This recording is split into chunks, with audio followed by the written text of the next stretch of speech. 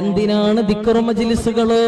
ദിക്ർ മജ്ലിസുകളെ കുറ്റം പറയുന്ന സഹോദര, അത് ബിദ്അത്താണ്, നബി തങ്ങളുടെ കാലത്തില്ലാത്തതാണെന്നൊക്കെ പറയുന്നവരോട്, ദിക്ർ മജ്ലിസിനെ സ്വലാത്ത് മജ്ലിസിനെ പുച്ഛിക്കുന്നവരോട്, അതിനോട് അനാദരവ് കാണിക്കുന്നവരോട്, അതിനെ അനിസ്ലാമികമാണെന്ന് പറയുന്നവരോട് ഈ ഒരൊറ്റ ഹദീസ് നിങ്ങൾ കേൾക്കോ, ഈ ഒരൊറ്റ ഹദീസ് നിങ്ങൾ കേൾക്കോ.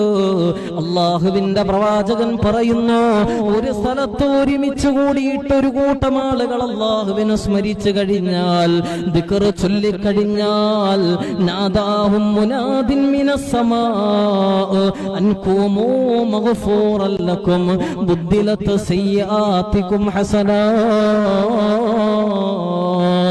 ഇവിടെ നിന്ന് നിങ്ങൾ ഇറങ്ങിപ്പോകുന്നത് എങ്ങനെയെന്നറിയുമോ?